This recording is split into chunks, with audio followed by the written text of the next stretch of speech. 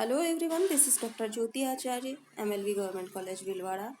Today we are going to study about managerial remuneration. आज हम प्रबंधकीय पारिश्रमिक के बारे में अध्ययन करने जा रहे हैं।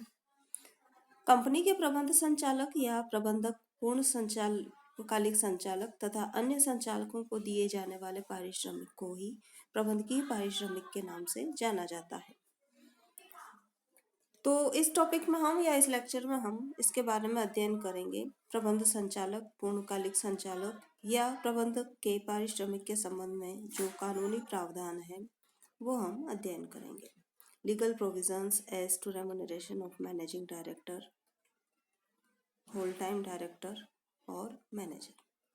तो सबसे पहले हम देखते हैं कि पहला प्रोविजन क्या है, पारिश्रमिक की अधिकतम सीमा कितनी हो सकती है। कोई भी सार्वजनिक कंपनी अपने सभी संचालकों जिसमें प्रबंध संचालक, पूर्णकालिक संचालक तथा प्रबंधक भी सम्मिलित हैं को किसी वित्तीय वर्ष के संबंध में उस वित्तीय वर्ष में हुए शुद्ध लाभों के 11% से अधिक का भुगतान नहीं कर सकती है। यह उल्लेखनीय है कि शुद्ध लाभ की गणना धारा 198 के प्रावधानों के अनुसार की जाएगी, किंतु ऐसी गणना के लिए संचालकों के पारिश्रमिक को सकल लाभों में से नहीं घटाया जाएगा। संचालकों को उनकी पेशेवर सेवाओं के अतिरिक्त सभी सेवाओं के लिए देय पारिश्रमिक को कुल अधिकतम पारिश्रमिक की राशि में जोड़ा जाएगा। अब हम देखते हैं कि पारिश्रमिक की राशि में नहीं जोड़े जाने वाली राशियां कौन कौन सी हैं। वो नहीं जोड़े जाने वाली राशियां हैं सभा शुल्क, पारिश्रमिक की 11% की सीमा की राशि में संचालकों को संचालक मंडल की सभी सभाओं तथा संचालकों की समितियों की सभाओं में उपस्थित होने के लिए देय शुल्क को नहीं जोड़ा जाएगा। किसी भी संचालक द्वारा कंपनी को उपलब्ध की गई पेशेवर सेवाओं के लिए देय पारिश्रमिक को भी पारिश्रमिक की अधिकतम सीमा की गणना करते समय नहीं जोड़ा जाएगा। संचालक द्वारा उपलब्ध की गई सेवाएं पेशेवर प्रकृति की हैं। नामांकन एवं पारिश्रमिक समिति अथवा संचालक मंडल की राय में ऐसी सेवाएं उपलब्ध करने वाला संचालक ऐसे पेशे के कार्यों को करने के लिए अपेक्षित योग्यताएं रखता है। दायित्व के विरुद्ध सुरक्षा के लिए बीमा प्रीमियम की राशि कभी कभी कंपनी द्वारा अपने प्रबंध संचालक, पूर्णकालिक संचालक, प्रबंधक, मुख्य कार्यकारी अधिकारी, मुख्य वित्तीय अधिकारी अथवा कंपनी सचिव के लापरवाही, दोष, अपकरण, कर्तव्य भंग या प्रन्यास भंग के दायित्व के विरुद्ध सुरक्षा देने के लिए उनकी ओर से कंपनी द्वारा बीमा करवाया जाता है। ऐसे में उस बीमा के लिए चुकाए गए प्रीमियम की राशि को उन पदाधिकारियों को देय पारिश्रमिक में नहीं जोड़ा जाएगा। किंतु ऐसा कोई पदाधिकारी दोषी सिद्ध हो जाता है तो उसके लिए प्रीमियम के रूप में दी गई राशि को उसके पारिश्रमिक का भाग समझा जाएगा। सेकंड प्रोविजन जो है वो है केंद्रीय सरकार के अनुमोदन से अधिक भुगतान। कोई भी कंपनी साधारण सभा में संकल्प पारित कर शुद्ध लाभों के 11% से अधिक राशि के भुगतान को अधिकृत कर सकती है, किंतु ऐसा भुगतान अधिनियम की अनुसूची 5 के प्रावधानों के अधीन ही होगा। साथ ही साधारण सभा के अधिक राशि के भुगतान के संकल्प पर केंद्रीय सरकार का अनुमोदन भी प्राप्त करना होगा। नेक्स्ट है व्यक्तिगत एवं कुल पारिश्रमिक की अधिकतम सीमा। किसी भी एक प्रबंध संचालक अथवा पूर्णकालिक संचालक अथवा प्रबंधक को देय पारिश्रमिक कंपनी के शुद्ध लाभों के 5% से अधिक नहीं हो सकेगा। यदि कंपनी में ऐसे एक से अधिक संचालक हैं तो उन सभी संचालकों को देय कुल पारिश्रमिक शुद्ध लाभों के 10% से अधिक नहीं हो सकता है। लाभ न होने पर या अपर्याप्त लाभ होने की दशा में पारिश्रमिक कभी कभी किसी कंपनी में लाभ नहीं होते हैं अथवा लाभ अपर्याप्त होते हैं जिनसे वह कंपनी उपयुक्त प्रावधानों के अनुरूप पारिश्रमिक का भुगतान करने की स्थिति में नहीं होती है।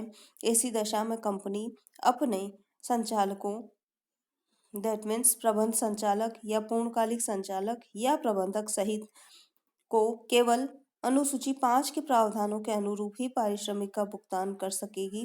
यदि वह कंपनी इस अनुसूची के प्रावधानों का पालन करने में सक्षम नहीं है तो वह केंद्रीय सरकार के पूर्व अनुमोदन से ही पारिश्रमिक का भुगतान कर सकेगी। नेक्स्ट प्रोविजन हम देखते हैं, लाभ न होने अथवा पर्याप्त लाभ होने की दशा में पारिश्रमिक में वृद्धि। यहाँ मैंने पर्याप्त लाभ लिखा है, जबकि यहाँ पर अपर्याप्त लाभ होना चाहिए। इसे आप करेक्शन कर लें, अपर्याप्त लाभ। यहाँ पर अपर्याप्त लाभ पढ़ा जाए, ठीक है, अपर्याप्त लाभ। तो अपर्याप्त लाभ होने की दशा में पारिश्रमिक में वृद्धि किस प्रकार की जाएगी? यह स्थिति तब होती है जबकि कंपनी में लाभ नहीं होने या अपर्याप्त लाभ होने के कारण अनुसूची 5 के प्रावधान लागू होते हैं। इस स्थिति में यदि कंपनी के अंतर नियमों या किए गए ठहराव अथवा कंपनी की साधारण सभा में पारित संकल्प अथवा संचालक मंडल की सभा में पारित संकल्प के किसी प्रावधान के प्रभाव के कारण किसी संचालक के पारिश्रमिक में वृद्धि होती है, तो उस प्रावधान का प्रभाव तब तक नहीं होगा जब तक वह वृद्धि अनुसूची 5 में दी गई शर्तों के अनुरूप नहीं है। यदि उन शर्तों का पालन नहीं किया जाता है तो पारिश्रमिक में वृद्धि केंद्रीय सरकार के अनुमोदन से ही हो सकेगी। नेक्स्ट है पारिश्रमिक का निर्धारण।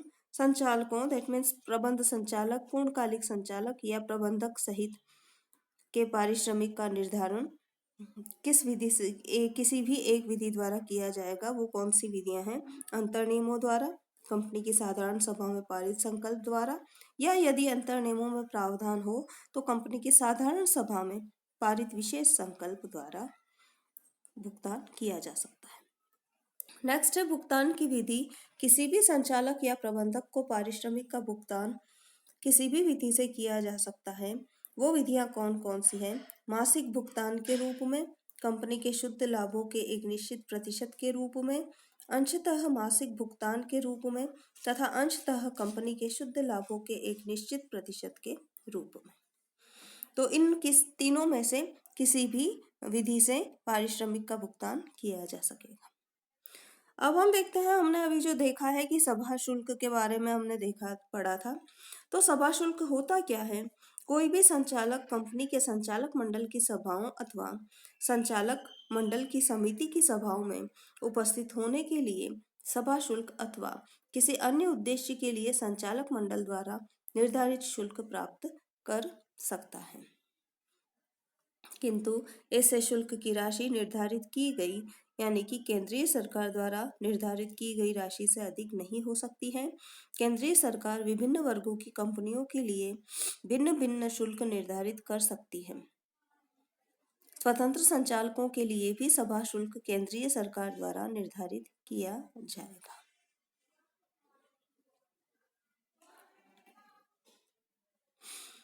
अब हम देखते हैं स्वतंत्र संचालक का पारिश्रमिक किस प्रकार से निर्धारित किया जाता है। गैर कार्यकारी या अंशकालीन नॉन एग्जीक्यूटिव पार्ट टाइम संचालकों को देय पारिश्रमिक कुछ सीमाओं में होगा। वो सीमाएं कौन सी होगी? फर्स्ट है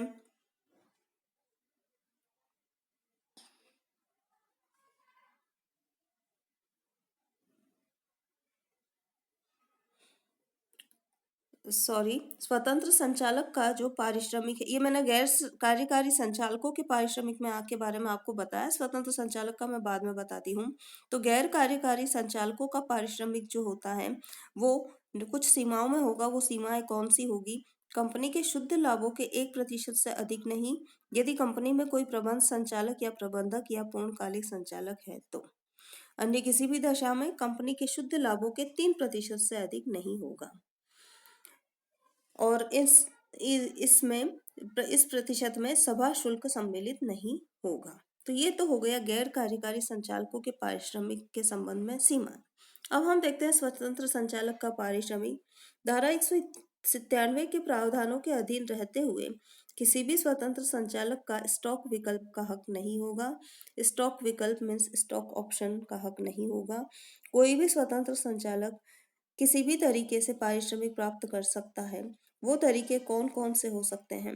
फर्स्ट है संचालक मंडल अथवा संचालक मंडल की सभाओं में उपस्थिति शुल्क द्वारा, या फिर संचालक मंडल की सभाओं तथा अन्य सभाओं में भागीदारी करने के लिए किए गए व्ययों का पुनर्भरण द्वारा, या कंपनी के सदस्यों द्वारा अनुमोदित लाभ से संबंधित जुड़ा कोई कमीशन हो तो। तो इस प्रकार स्वतंत्र संचालकों के पारिश्रमिक के संबंध में प्रावधान दिए गए हैं। तो आज का हमारा टॉपिक यही समाप्त होता है। Thank you.